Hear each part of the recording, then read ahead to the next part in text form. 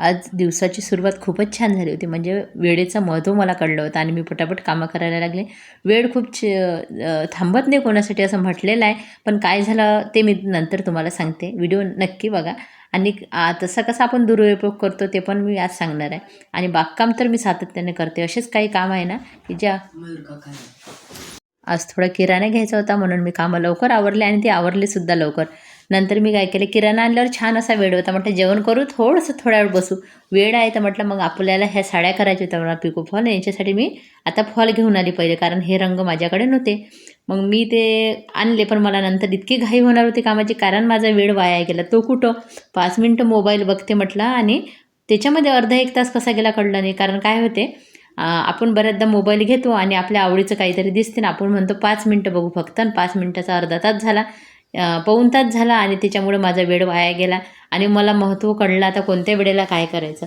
पण मी म्हटलं तरी आपल्यासाठी निवांत मस्त चहा ब्रेड खाऊन घ्यायची, म्हणजे कामं पटापट होईल. आणि आज बकरी आली घरात आणि तिनं बघा पूर्ण घाण केली. पण हे मला आता झाडं तर पूर्ण खाल्ली, पण मला बघा हे छोटंसं थोडंसं खत देऊन गेली. आता मी हे वेचून झाडे टाकून देते आणि तुम्हाला सांगते कोणते कोणते झाडं माझे खराब केले. मला खूप वाईट वाटलं, कारण मी झाडांसाठी भरपूर अशी मेहनत करते आणि वेळेबद्दल आता काही गोष्टी पण माझ्या लक्षात आल्या. बघा माझं पार्सल राहते आणि ते झाडांचेच राहतात. आज पण मी झाड बोलवलं होतं.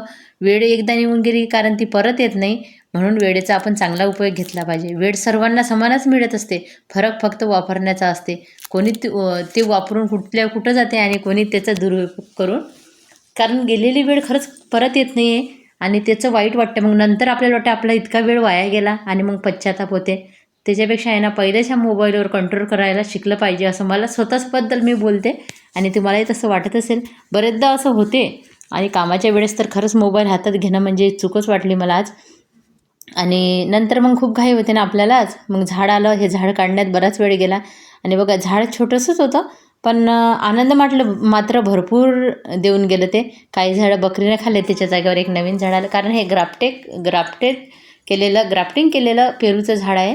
आणि हळूहळू करत बागकामाची इतकी आवड आहे ना, तुम्ही माझ्या चॅनलवर बघाल तर भरपूर माझ्याकडे झाडं झालेली आहे. काही कटिंगपासून तयार करते, तर काही मेहनत भरपूर करते मी त्याच्यासाठी.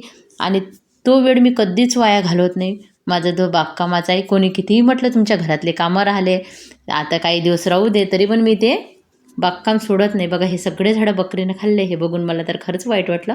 सर्व आवरून मग परत मी एका साडीला फॉल लावला आणि 2 साड्यांचे फॉल पाण्यात भिजत टाकले. आता त्या दोन्ही साड्याची उद्याच लावून होईल, पण एक साडी मात्र कंप्लीट करून घेते म्हटलं. हळूहळू हे काम होतात आणि ज्या कामाची आवड असली ते काम बोर होत नाही. तसंच माझं याचं पण आहे, शिवणाचं, म्हणजे फॉल वगैरे लावायचं. आजचा व्हिडिओ आवडत असेल तुम्ही मात्र चॅनलला एक लाईक, कमेंट आणि सबस्क्राईब करून जा, म्हणजे मला बरं वाटेल. धन्यवाद.